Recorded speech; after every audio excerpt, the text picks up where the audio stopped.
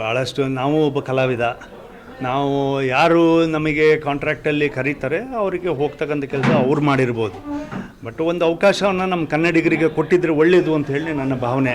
ಇದ್ದರು ನಮ್ಮ ರಾಜ್ಯದಲ್ಲೇ ಒಳ್ಳೊಳ್ಳೆಯ ಕಲಾವಿದರುಗಳು ಬೇರೆ ಇಡೀ ಅಂತಾರಾಷ್ಟ್ರ ಮಟ್ಟಕ್ಕೆ ಒಂದು ಸ್ವಲ್ಪ ಅವರಿಗೆ ನಮ್ಮ ಸಚಿವರು ಹೇಳಿದರು, ಇಲ್ಲ ಅವರಿಗೆ ಫಾಲೋಯಿಂಗ್ ಜಾಸ್ತಿ ಇತ್ತು ಅದಕ್ಕೋಸ್ಕರ ಅಂತ ಹೇಳಿದ್ದಾರೆ. ನಾನು ಒಂದು ಕಡೆ ಕನ್ನಡಿಗರಿಗೆ ಅವಕಾಶ ತಪ್ಪಿತು. ದೀಪಿಕಾ ಪಡ್ಕೋಣವರಿದ್ದರು, ಅಥವಾ ನಮ್ಮ ರಶ್ಮಿಕಾ ಮಂದಣ್ಣವರಿದ್ದರು, ಇನ್ನೂ ಅನೇಕ ಜನ ಕಲಾವಿದರುಗಳಿದ್ದಾರೆ.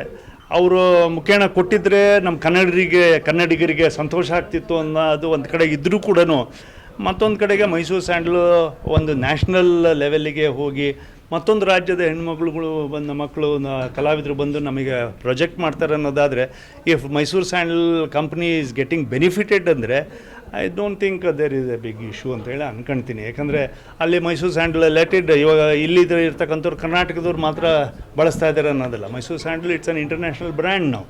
If it is getting popular in other states of Rajasthan, Gujarat, Maharashtra ಈ ಕಡೆಗೆಲ್ಲ ಹೋಗುತ್ತೆ ಅನ್ನೋದಾದರೆ ಎಂಥದ್ದು ಅವರು ತಮನ್ನಾ ಭಾಟೆಯವರ ಮುಖೇಣ ಆಗಿ ನಮ್ಮ ರಾಜ್ಯಕ್ಕೆ ಆದಾಯ ಬರುತ್ತೆ ಅನ್ನೋದಾದರೆ ನನಗೇನು ಮಾಡೋದಿಲ್ಲ. ಬಟ್ ನಮ್ಮ ಕಲಾವಿದರುಗಳಿಗೆ ಕೊಟ್ಟಿದ್ದರೆ ಒಳ್ಳೆಯದಿತ್ತು. ಕನ್ನಡಿಗರಿಗೆ ಕೊಟ್ಟಿದ್ದರೆ ಅವರು ಕೂಡ ನ್ಯಾಷನಲ್ ಫಿಗರ್ಸ್ ಇದ್ದರು, ನ್ಯಾಷನಲ್ ಆಗಿ ಒಂದು ಅಕ್ವೆಂಟೆನ್ಸಿ ಇತ್ತು, ಅವ್ರಿಗೆ ಕೊಟ್ಟಿದ್ರೆ ಒಳ್ಳೆಯದಿತ್ತು ಅಂತೇಳಿ ನನ್ನ ಭಾವನೆ. ಈಗ